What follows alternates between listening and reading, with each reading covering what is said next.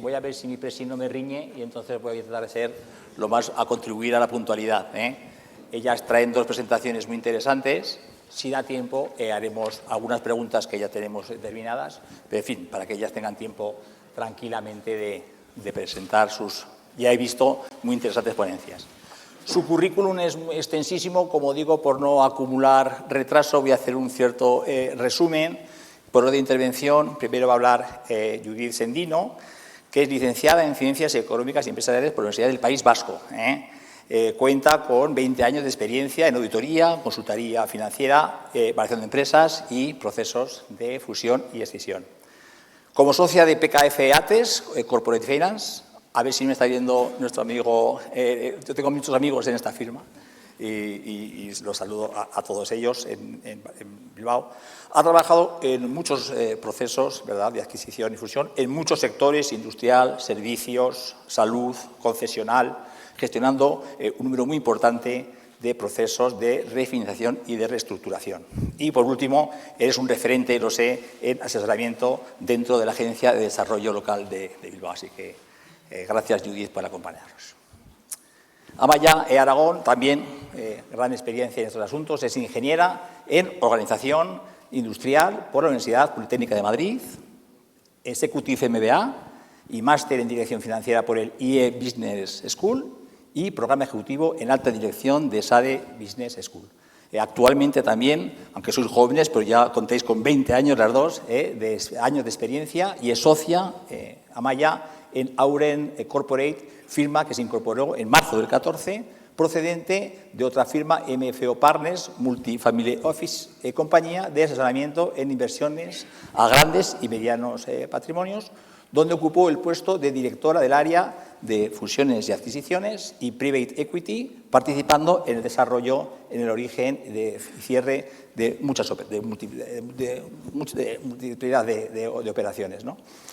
Me llama la atención, eres generalista, tus sectores son múltiples, pero eres especialista, yo creo que esto coincide con tu formación académica, en industria 4.0, robótica, ingeniería, compañías en procesos industriales complejos, aeronáutica y automoción. Así que, en fin, dos grandes currículums, así que felicitaros por ellos y estoy seguro que os sirven de buena base pues, para las presentaciones que a continuación tenemos el gusto y el honor de escucharos. Así que, por favor, Judith, adelante.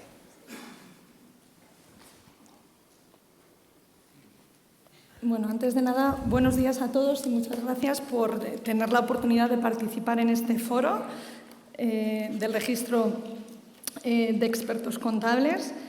Voy a intentar ser breve y en estos 15 minutos contaros todos los puntos de los que os vengo a hablar, que es un poquito cómo se ha visto afectado el área de Corporate Finance en estos tiempos convulsos que estamos viviendo, ¿no?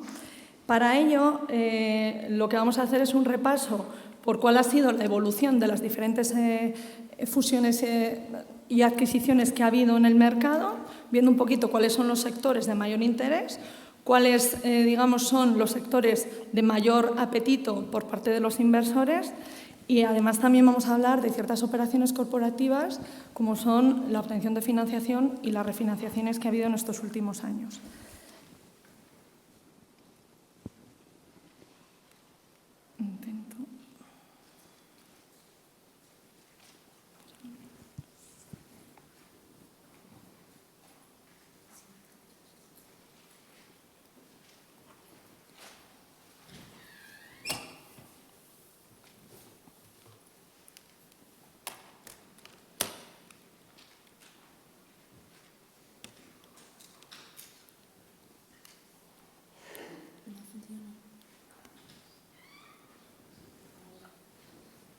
Gracias.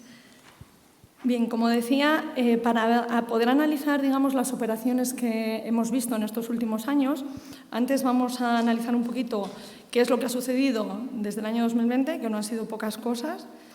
Luego vamos a hacer un breve repaso a nivel mundial y a nivel estatal de las principales operaciones de M&A y cuáles han sido los principales sectores que han tenido mayor actividad. Esto unido también a, digamos, en estos tiempos convulsos es muy importante hablar de esa obtención de financiación que han necesitado las empresas para poder paliar pues, toda la crisis sanitaria y energética que estamos viviendo, ¿vale? Perdonad. Vale. Luego iremos y analizaremos un poquito en qué momento nos encontramos, cuál es la situación actual y cuáles son las tendencias a futuro en el sector del corporate finance. Antes de nada, para poder, digamos, analizar qué es lo que ha pasado en el entorno de fusiones y adquisiciones, necesitamos analizar qué acontecimientos han sucedido desde el año 2020 a día de hoy. Perdonad, que creo que tengo problemas con la presentación. Bien, como os comentaba, en el año 2020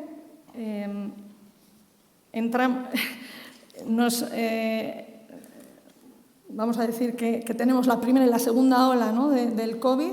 Nos sorprende a todos y digamos que es un año de gran incertidumbre en los mercados con, evidentemente, confinamientos que hacen que las empresas disminuyan su facturación y disminuyan su rentabilidad. A lo largo del año 2021 continúa, digamos, la tercera, cuarta y quinta ola del COVID y a eso se une también la escasez de materias primas que se produce en diferentes sectores, lo que conlleva a un incremento de precios derivado también del desequilibrio que se produce en la oferta y la demanda tras la apertura de los mercados. Y en el año 2022, si no fuera poco, pues nos llega la sexta ola del COVID, junto con la guerra de Ucrania en febrero de 2022, y eso hace que se incremente y haya un gran incremento en el coste energético, esa crisis energética de la que han hablado mis compañeros en las charlas anteriores, derivado de la necesidad de importación de gas a Rusia, que junto con el confinamiento, los confinamientos que se producen en el año 2022 en China y de nuevo los problemas de suministro hacen que se incremente los precios, haya tensiones, digamos, inflacionistas y lleguemos a un IPC en agosto de en torno a un 9-10%, tanto en Europa como en España. Ante estas tensiones inflacionistas, por parte de los bancos centrales, es inevitable que no pensemos en un incremento de tipos de interés, ¿no?, para intentar combatir, digamos, pues ese incremento de IPC. Si nos vamos y hablamos... perdón.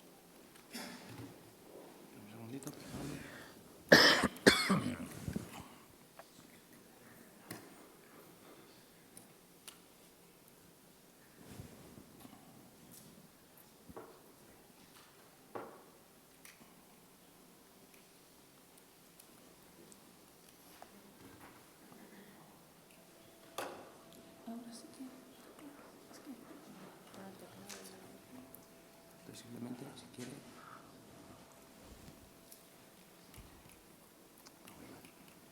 Si quiere puede decir siguiente antes diapositiva y nosotros le vamos pasando. ¿Ah, sí? ¿Eso funciona? Sí. Sí, gracias.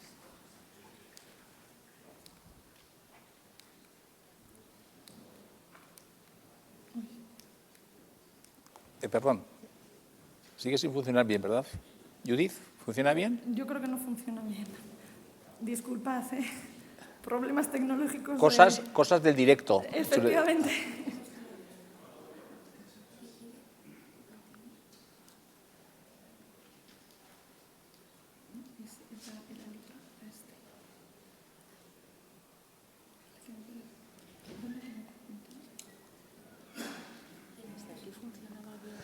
Pues no lo sé, porque otras presentaciones, no ha habido presentación todavía para...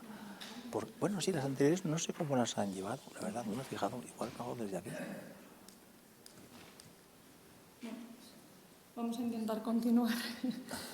Sí, ahí, sí. Vale, sí, me cuenta más que nada para que ellos lo vean. Vale, gracias.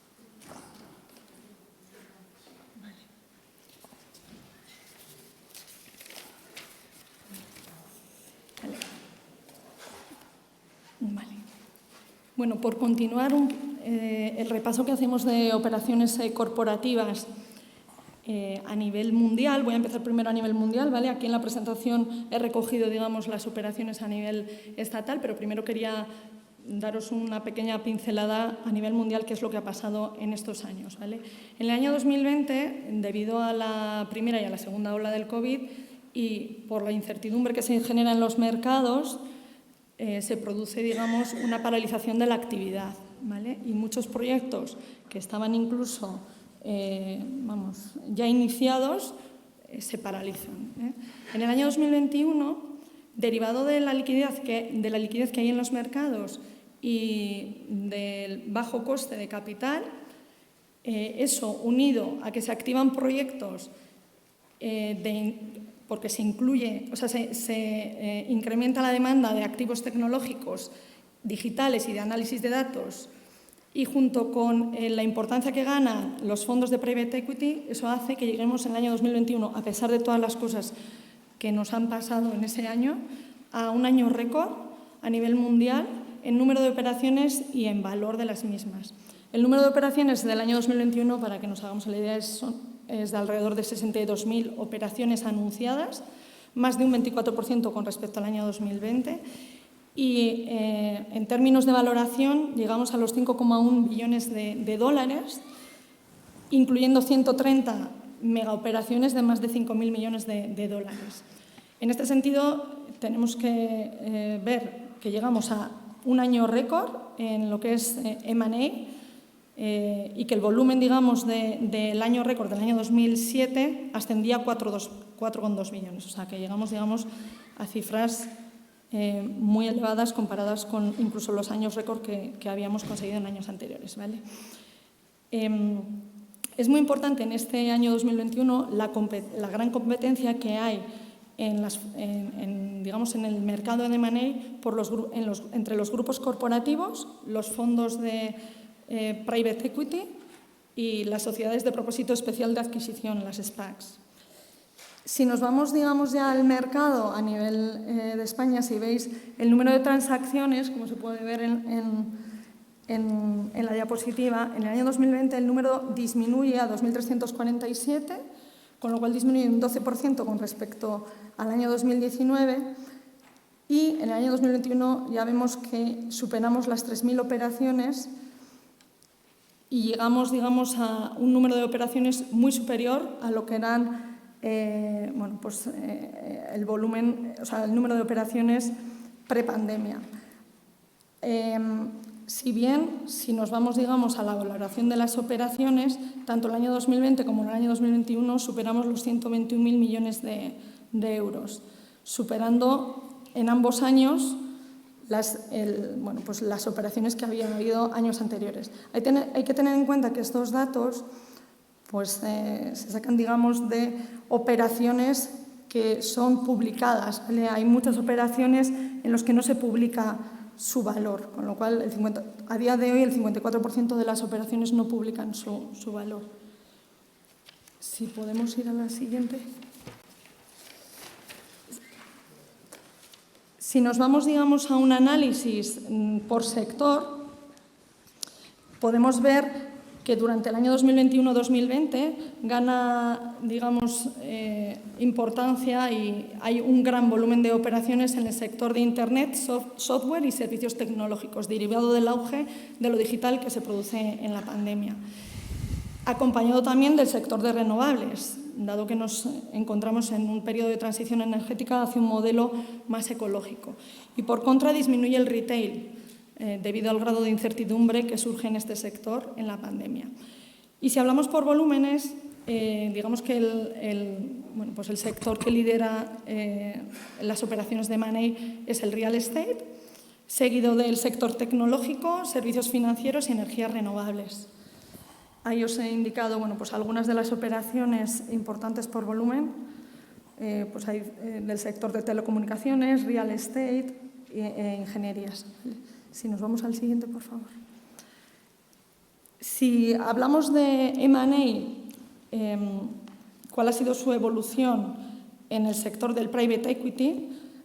En este caso se mantiene, digamos, el interés dentro del sector digital, de tecnología de la información, y también surge, digamos, un gran apetito inversor en el sector de comida, ya sea de supermercados o restauración, debido al incremento del volumen que se produce en las mismas, cuando decimos restauraciones más igual franquicias de comida y demás, ¿vale? Durante la pandemia. Si nos vamos vamos al siguiente, por favor. Sí, y en relación a las operaciones de Venture Capital, pues continúa la tendencia del componente digital y además unido al sector de biotecnología.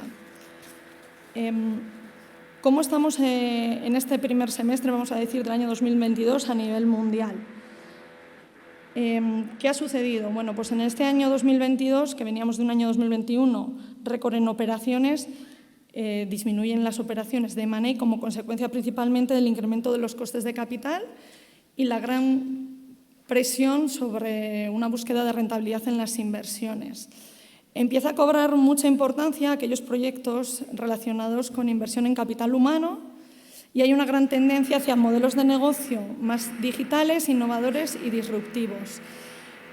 A pesar de la disminución de las operaciones de M&A que hemos sufrido en este primer semestre del año 2022, no son cifras actualmente catastróficas porque veníamos de un año récord y en la actualidad digamos que estamos pues, con cifras de datos de prepandemia, ¿vale? Si queremos hablar un poquito sobre qué está pasando a nivel estatal, pues en España, evidentemente, está en línea con lo que está ocurriendo a nivel mundial.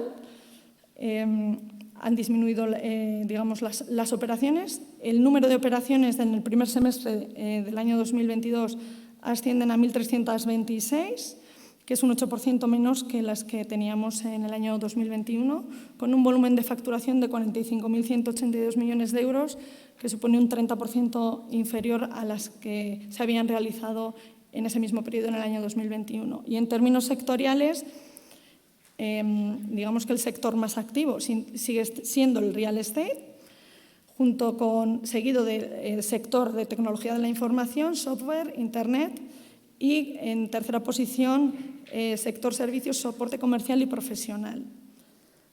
Si vamos a la siguiente diapositiva. Esto en lo que se refiere, digamos, a todas las operaciones de M&A y a la evolución que ha habido estos últimos años. Es importante también que analicemos otras operaciones corporativas que ha habido durante estos años y que han sido necesarias para que nuestras empresas, nuestro tejido empresarial, pues pueda hacer frente a una situación pues, tan crítica. En todo ello, pues, cabe mencionar el apoyo público que ha habido por parte de las instituciones, como son las líneas ICO y los expedientes de ERTE que hemos tenido hasta marzo del año 2022. La siguiente, por favor. Además, me gustaría resaltar también el apoyo público que ha habido por parte de SEPI con el Fondo de Ayuda de Solvencia y el Fondo FONREC, que ha sido gestionado por Cofides. Yo creo que ha sido un apoyo muy importante para que las empresas puedan hacer frente a todos estos años convulsos que llevamos. La SEPI se ha enfocado más, digamos, en grandes corporaciones. Su ayuda mínima, su ticket mínimo era de 25 millones, mientras que Cofides se ha centrado más, digamos, en pymes, con unos tickets en torno a 2,5 o 25 millones. Estas ayudas han venido instrumentalizadas a través de préstamos participativos con vencimiento hasta el año 2028 y préstamos ordinarios con un vencimiento de 6 años desde el primer desembolso. Es importante, ha habido muchos expedientes que se han presentado tanto a SEPI como Cofides y a julio de este año 2022 la SEPI había ayudado perdonadme porque no está actualizada la presentación, pero os puedo decir que a julio las operaciones que han sido apoyadas son 30 empresas con un volumen de 3.200 millones de euros de financiación y en el caso de Cofides 89 operaciones con un volumen de 800 millones de euros. Estas ayudas iban dirigidas a empresas que debían de cumplir ciertos criterios de elegibilidad. Empresas que no estuvieran en crisis en el año 2019, empresas que estuvieran muy afectadas por la pandemia, una gran disminución en las ventas, tanto en el año 2020 como en el año 2021, porque muchas de las empresas han visto mayor efecto en el año 2021 que en el año 2020. Se necesitaba que dichas empresas tuvieran un plan de negocio viable y, desde luego, que tuviera su cese un impacto negativo en la economía española y, desde luego, son financiaciones de último recurso, ¿vale? En aquellas empresas que estaban muy endeudadas y que era imposible conseguir financiación en los mercados bancarios sin la ayuda, digamos, o el acompañamiento de este apoyo público. Si vamos a esto, podemos pasar a la siguiente, hasta la situación actual. La siguiente, aquí. Durante estos años hemos visto cómo grandes empresas han iniciado procesos de refinanciaciones. Pues aquí tenéis algunos de los ejemplos: Grupo Antolín, El Corte Inglés, FCC con Aqualia, Mediapro. Esto a nivel, vamos a decir, de empresa. En cuanto, si vamos a la siguiente. En cuanto a fondos de inversión, vemos que durante el año 2020 y el año 2021, ¿qué es lo que han hecho los private equity y los venture capital? Se han dedicado al periodo que nosotros denominamos fundraising, al levantamiento de capital, con lo cual, en la actualidad, digamos que hay nuevos fondos creados preparados para invertir en el tejido empresarial y que durante los próximos 2-3 años tendrán, digamos, que invertir dichos recursos. Además, también vemos cómo se han levantado otros tipos de financiación.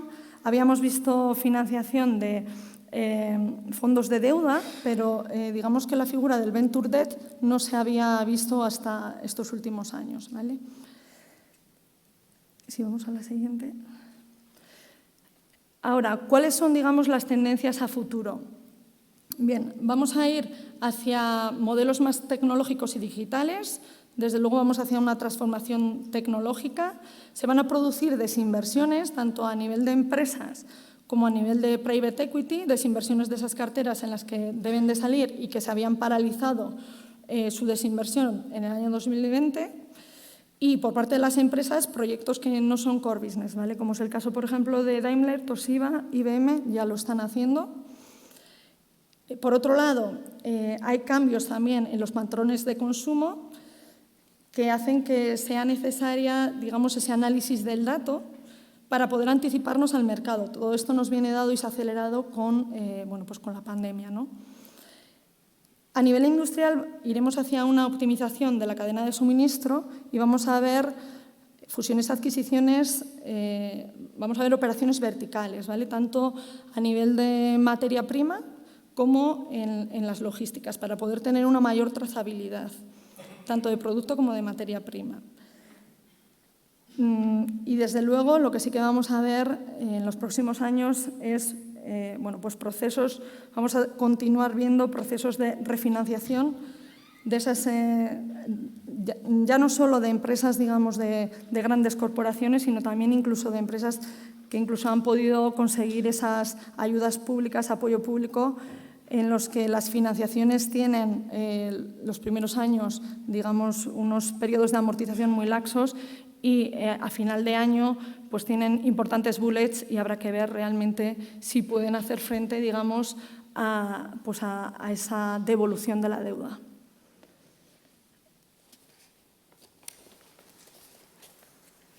Bueno, hasta aquí doy por finalizada la exposición.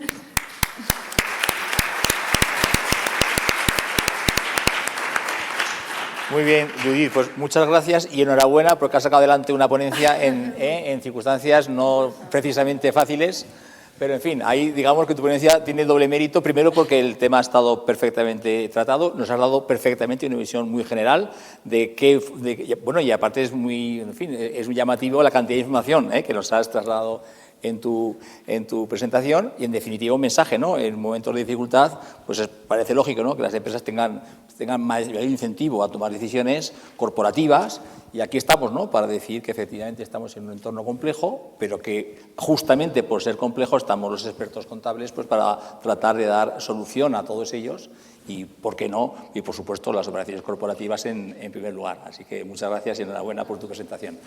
Suerte, Amaya, a ver si tú tienes suerte con la tecnología y si no, desde arriba nos ayudan perfectamente.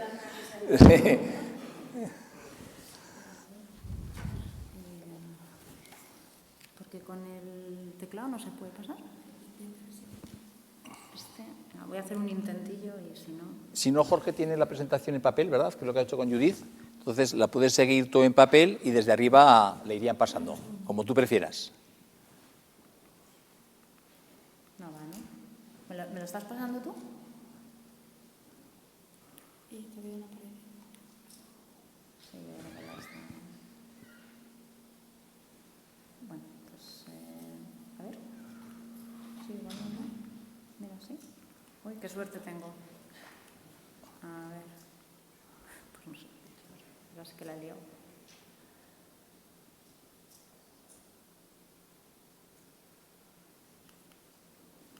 Venga.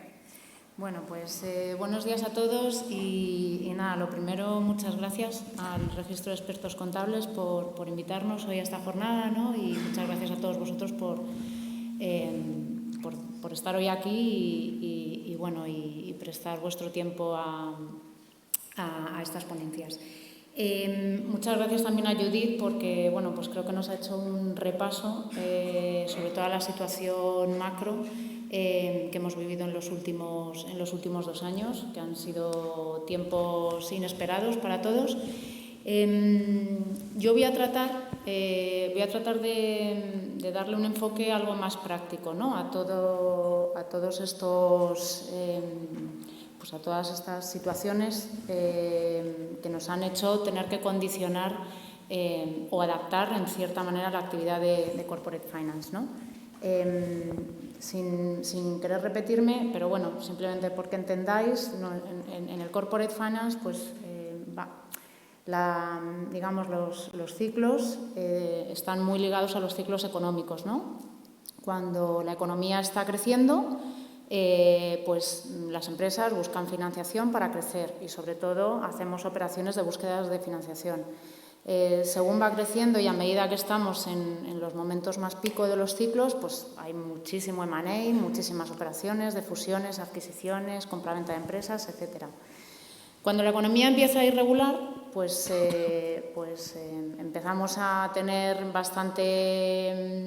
a prestar mucha atención a la tesorería de las empresas, a tomar precaución con las decisiones que tomamos, y cuando estamos en la parte baja del ciclo, que suelen ser momentos donde además hay baja liquidez, pues llegan las refinanciaciones, ¿no? La última gran ola de refinanciaciones que vivimos fue la del 2018.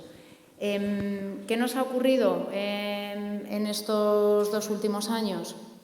Llegó la pandemia, el confinamiento, y como ha comentado Judith, pues de repente todos confinados, la actividad de M&A se paralizó por completo, porque lo que sí es verdad es que en todo este ciclo, ¿no?, en el que vamos avanzando, pues nosotros vamos viendo cómo va cambiando, vas viéndolo venir, ¿no? Entonces vas anticipando en las empresas, oye, que hay que empezar a planificar bien la financiación para este contexto que va a venir, pero con el confinamiento pues se paralizó toda la actividad del M&A, fue un parón brusco.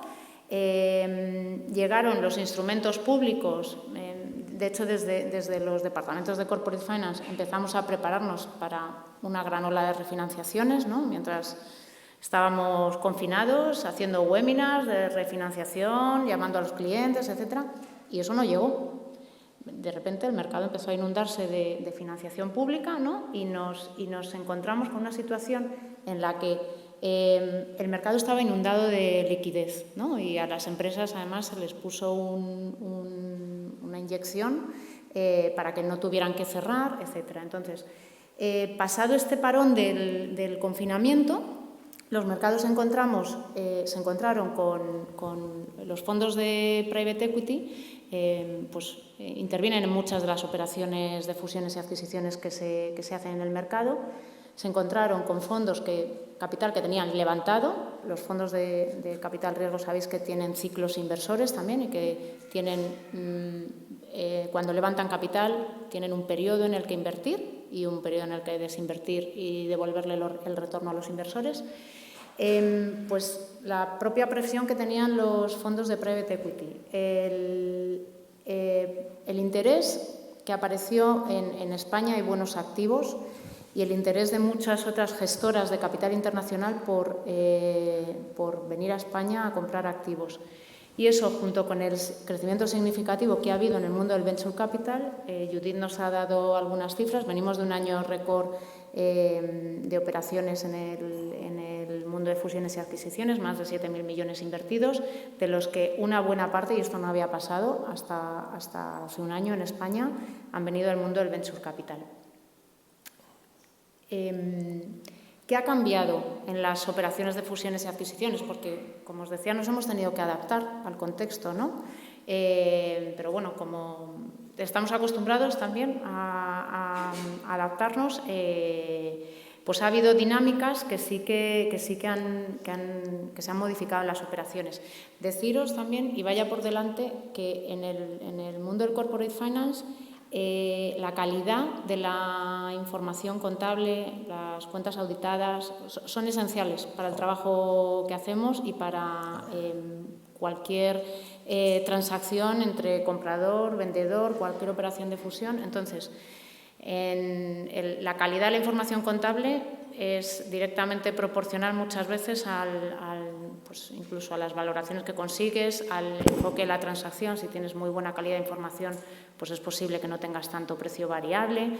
Pero bueno, en general, las operaciones en estos últimos años, pues ha habido un desplazamiento hacia sectores más resilientes y sectores tecnológicos, como os decía Judith.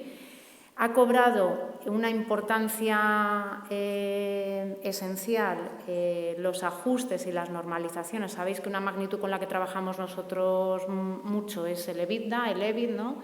Al final, aunque tú hagas una valoración por descuento de flujos de caja, acabas trayéndotelo todo a multiplicadores del EBITDA, del EBIT, etcétera. Entonces, el normalizar, el ajustar esas magnitudes con la información que extraemos de la contabilidad y de las cuentas anuales para explicar lo que de verdad debería de haber sido la rentabilidad en condiciones normales de la compañía, pues ha cobrado un papel, normalmente es importante, pero en estos últimos años ha sido esencial analizar pues cómo podíamos separar el grano de la paja, ¿no?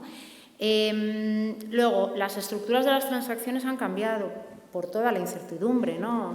Oye, si ya es complicado cuando hacemos unas proyecciones, ¿no? Venga, vamos a ayudar a una compañía a hacer un business plan, vamos a proyectar con ellos.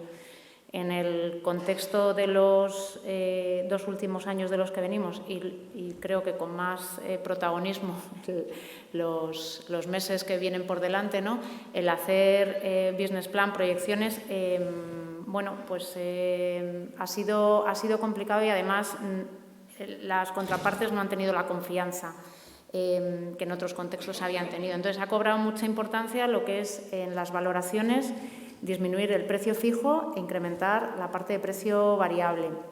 Los earn-out pues han sido, por supuesto, protagonistas de todas las operaciones que hemos hecho, que además es un aspecto que tiene un doble sentido, ¿no? Por una parte, darle confort a los compradores, porque En corporate finance y en operaciones de compraventa, el vendedor siempre sabe lo que vende, el comprador nunca sabe lo que compra, la verdad, por mucha due diligence que hayas hecho, etcétera. Entonces, bueno, pues es una forma de dar confort a los compradores, ¿no? Con una parte del precio fijada a determinados objetivos que se cumplan a futuro, probablemente el plan de negocio que nos ha dado el empresario. Y luego como mecanismo de retención de talento. Bueno, han incrementado los compradores también, la situación de alta liquidez que hemos tenido y bajos tipos de interés, junto con el parón del propio COVID, pues ha hecho que muchas corporaciones industriales, que a lo mejor la actividad del M&A la hacían de manera residual, ¿no?, para fomentar también el crecimiento inorgánico, pues ha cobrado protagonismo en sus estrategias de crecimiento en los últimos años. Los players industriales han salido también a comprar y a comprar además en unas condiciones distintas de las que compran los private equity, ¿no? Capacidad de generación de sinergias, posibilidad de proponer precios superiores a los que te puede proponer un private equity. Y con toda esta situación, a pesar de la incertidumbre, del COVID, del momento que hemos vivido, lo que hemos visto es que las valoraciones se han incrementado muchísimo. Os diré que en el último año yo creo que las transacciones que hemos venido haciendo han sido a múltiplos muy superiores a los que hacíamos antes del COVID. Es verdad que hay sectores que se han visto muy tocados, ¿no?, todo lo que tiene que ver con retail, pero en el mundo de la tecnología las valoraciones han sido mucho más altas de las que veníamos acostumbrados a hacer. Y en sectores resilientes como educación, sectores que se ha visto que han tenido una... que se han comportado muy bien en el COVID, durante el COVID, las valoraciones se han incrementado. También está muy influenciado por la situación de bajos tipos de interés, que afecta mucho a la valoración. Y bueno, ¿y ahora qué?, ¿no? Porque ahora sí que estamos cambiando de contexto, estamos cambiando de entorno. ¿Pensamos que no va a seguir habiendo operaciones de M&A? Pues la respuesta es no.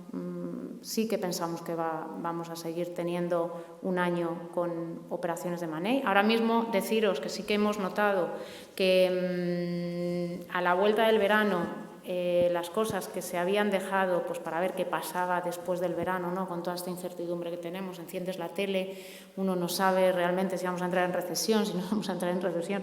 Bueno, pero sigue habiendo mucha liquidez en el mercado y sigue habiendo mucha liquidez en manos de los private equities.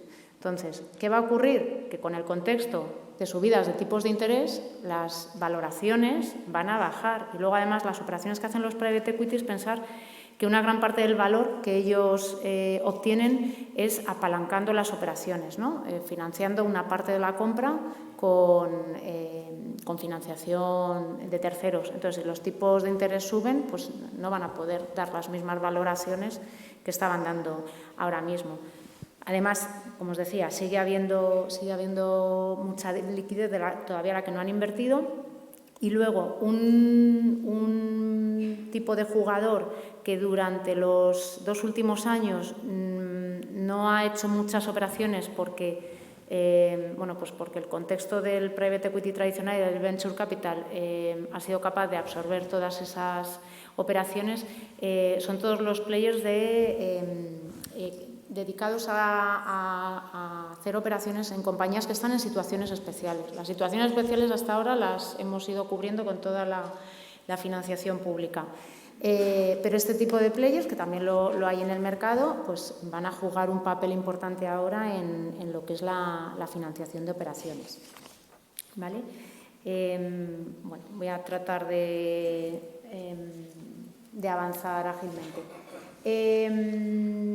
Respecto a además de que vamos a seguir teniendo operaciones de fusiones y adquisiciones, sí que ahora mismo pensamos que ha llegado el momento de refinanciar las compañías, ¿no? Ya no tenemos más carencias de los ICOs, etcétera, y los préstamos hay que empezar a pagarlos.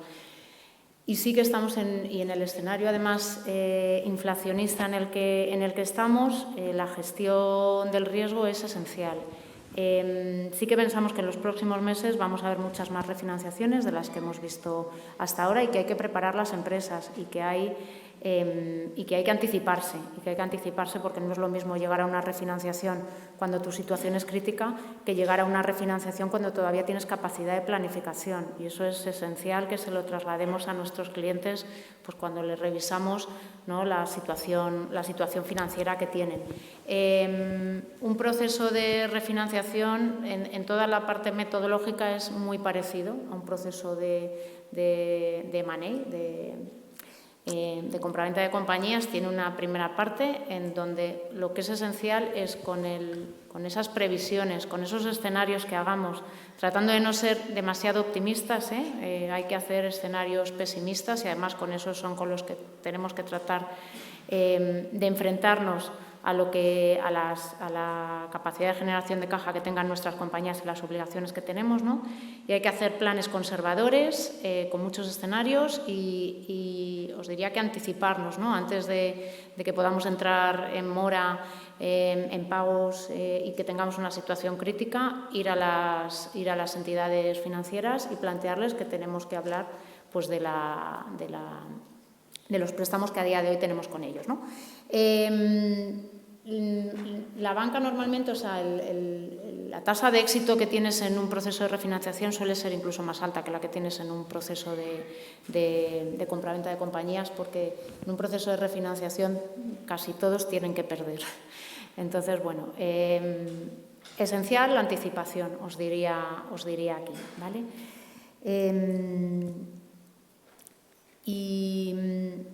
Y bueno, pues algunas recomendaciones prácticas, ¿no?, a la hora de salir y sobre todo porque son lecciones que hemos aprendido de la anterior fase en la que hemos hecho muchas refinanciaciones en el año 2018, ¿no?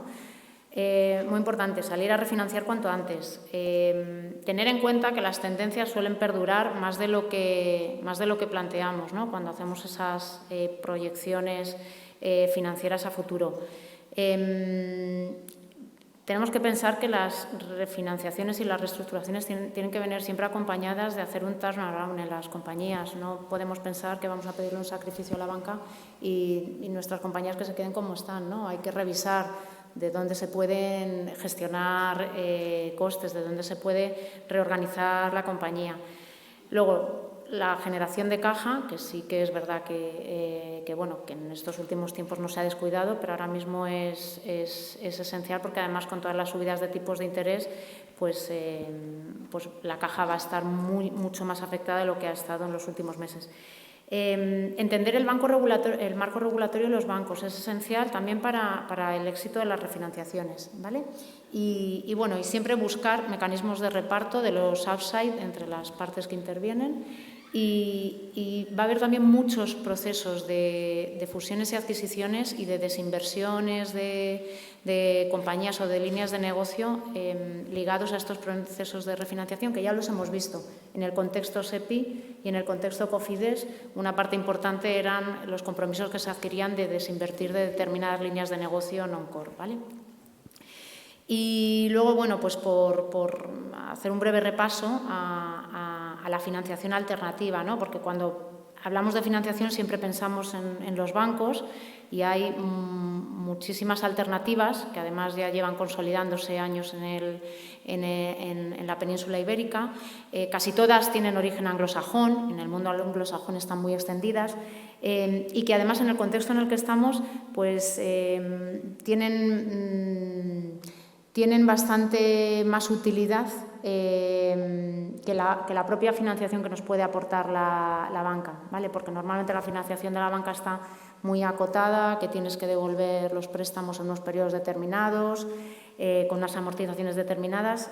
Hay otro tipo de financiadores, como pueden ser los fondos de deuda, que tienen tipos de financiación superiores a los de la banca, eso es así, pero inferiores siempre a meter un socio de equity, ¿vale? Y los fondos de deuda lo que hacen es adaptarse a tu proyecto de crecimiento. Si tienes que devolver la financiación en 5 años, pues la devuelves en 5 años y digamos que se adapta a la situación de la compañía. Salir a mercados como el MAF, el crowdfunding y y el lend funding, que cada vez están más extendidos, plataformas donde pequeños inversores pueden hacer aportaciones pues desde 50 euros, os diría, y se financian proyectos de millones de euros a través de la aportación de pequeños inversores, y eso está regulado. Bueno, y luego pues hay alternativas como el leaseback, etcétera. ¿Vale? Y simplemente, y por terminar, pues daros unas breves pinceladas de la importancia que tienen la contabilidad y las cuentas anuales en la actividad que desarrollamos en el Corporate Finance. Sobre todo con inversores institucionales. Los inversores institucionales en general es muy difícil que inviertan, salvo que su foco esté en segmentos de compañías más pequeñas, que inviertan en compañías que no están auditadas. Como os decía, existe una íntima relación entre la valoración de la compañía y la calidad de la contabilidad que nos encontramos. E incluso en el éxito de las operaciones corporativas, el hecho de que una compañía no tenga una buena contabilidad dificulta mucho más que la operación salga adelante. La due diligence, la due diligence se hacen con muchas más dificultades, se genera mucha más incertidumbre y la tasa de éxito es mucho menor. Luego, un tema también relevante para nosotros son magnitudes que no aparecen en las cuentas anuales como tal, ¿no? Como es el tema del EBITDA, y es digamos la magnitud con la que más operamos en nuestro sector. Entonces tenemos que tener bien definidos en los contratos, con la información que aparece en las cuentas anuales, cómo se va a calcular el EBITDA, etcétera. ¿Vale? Y bueno, pues en general, también que penséis que las entidades financieras utilizan las cuentas anuales, información contable, pues para decidir si refinancian una compañía, si no la refinancian, si le dan más crédito, si no le dan más crédito. Entonces, todo este papel que desarrolléis vosotros pues es muy importante, ¿no? Para muchos aspectos de la compañía, y que a veces las empresas no le dan esa importancia. Así que, bueno, pues nada, las presentaciones supongo que las vais a distribuir. Tenéis alguna cosilla más que habíamos incorporado aquí sobre qué mirar en balance, PIG y cash flow, pero bueno, yo creo que es interesante si queréis que dejemos algo de tiempo para... Sí, vamos un poquito justos, pero vamos, casi acaba tranquilamente mañana la presentación, porque no sé si va a tiempo a las preguntas, así que vale. como tú desees. Muy bien, pues nada, pues yo por mi parte concluyo y espero que os haya resultado interesante el enfoque que le hemos dado a la presentación y esta parte más de aspectos prácticos, ¿no? Muy bien.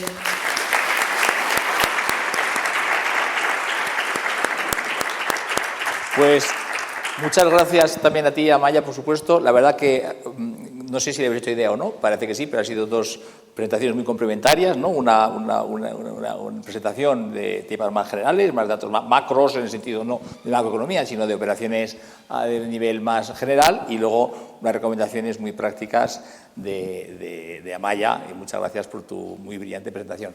Nuestro presidente quiere decir alguna cosa, seguro que será interesante, así que por ello. Gracias, Paco. Muy breve. La verdad es que conforme vais avanzando, tremendamente interesante lo que habéis contado, y enhorabuena por vuestras sendas ponencias. Amaya, comentabas, y era una de mis preguntas, pero lo has planteado en tu presentación, cómo prevéis el ciclo de las transacciones, y claramente pues yo creo que has empezado hablando de la liquidez existente en el sistema, o sea que afortunadamente vemos cierta inercia y la liquidez está llevando a que el panorama transaccional siga vivo, ¿no? Pero me ha gustado y tengo una duda, y es sobre las valoraciones. Has hablado que en el entorno COVID, que podía parecer sorprendente, pero cierto es que las valoraciones de equity value y demás, y enterprise value, pues han ido para arriba. Y mi pregunta es la siguiente: de cara a futuro, toda esta incertidumbre, has hablado de una valoración, de una tendencia a la baja de las valoraciones. Y mi pregunta es, por una menor visibilidad del flujo de caja, es decir, a la hora de vosotros como expertos hacer proyecciones a futuro de flujos de caja para el 23 y sucesivos, ¿os preocupa más esas tasas de crecimiento o la evolución de la cuenta de resultados, o va a ser más una cuestión de penalizar la tasa de descuento o el WACC incrementando la prima de riesgo o incluso las betas apalancadas y desapalancadas y demás? ¿Qué va a jugar más, en el flujo o en la tasa de descuento? ¿Llegas ahí? Sí. En los dos. La realidad es que hay que darle otro poquito. Vale, en los dos. Parte del momento de valoraciones altas que hemos vivido en todos estos últimos años ha sido como consecuencia de que estábamos con tipos de interés cero Y el tipo de interés es algo que afecta mucho al cálculo de la tasa. Con tasas más bajas, valoraciones más altas, ¿vale? En el contexto en el que estamos, no solo las proyecciones van a ir a la baja y el planteamiento de escenarios con los que tengas que mover los rangos de la valoración, pues vas a tener escenarios probablemente más conservadores de lo que teníamos antes con las perspectivas que había, y las tasas también van a subir, porque va a subir la prima de riesgo, va a subir los tipos de interés, y eso va a tener un efecto directo en las tasas de descuento. Es que hemos estado teniendo tasas de descuento en estos últimos años que es que nos costaba subirlas del 7%. O sea, si aplicabas el método, 6-7%. Ahora mismo las tasas van a subir, o sea, no vamos a tener WACC del 7%. Correcto. O sea, que ves quizá más el peso en el coste de la deuda ajena, porque llevamos muchos años viendo constante la prima de riesgo, salvo que se meta un factor corrector igual que la prima de liquidez y demás. ¿Veis también la posibilidad de poner, digamos, un markup en el factor riesgo por la situación geopolítica de la que hemos hablado o alguna cuestión? ¿O simplemente el mayor coste de la deuda ya se cargará de corregir esta tasa de descuento al alza? Es lo que te estoy interpretando. Sí, no, y bueno, es muy correcto. Interesante. La volatilidad, que también afecta al coste de los recursos propios, sí que entiendo que también se va a ver afectada, y al alza, ¿vale? Entonces, bueno, porque negocios que a lo mejor estaban teniendo unas betas más bajas, pues con el contexto de incertidumbre, pues van a subir. Y las que incluso estaban por encima del 1, pues van a subir todavía más, ¿no? Porque tienes mucha más incertidumbre. Entonces yo creo que vas a tener afectados todos los factores del cálculo de la tasa de descuento.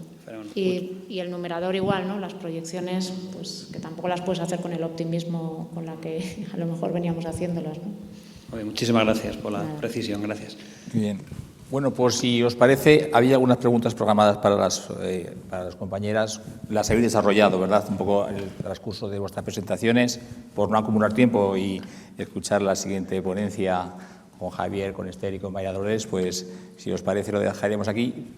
Dejad únicamente que recuerde a los compañeros que escuchándoos me venía en la cabeza que tenemos unas guías del REC que son absolutamente al caso, ¿eh? Tenemos una guía que quisimos siempre darle una dimensión razonable, no hacer grandes textos teóricos, de esto hay muchísimo, pero con la suficiente extensión como para que resultaran prácticas y profundamente con contenido, ¿no? Y tenemos guías de evaluación de empresas, guías de compraventa, guías de due diligence, de planes de viabilidad, en fin, sé que lo sabéis, tenéis la última guía en vuestra carpeta, la guía de fusiones y escisiones, así que, bueno, yo creo os recomiendo como expertos contables que estos consejos tan prácticos los podáis también aplicar y desarrollar con las guías que desde el registro ponemos a vuestra disposición. Muchas gracias de nuevo y Javier, adelante la siguiente. Gracias.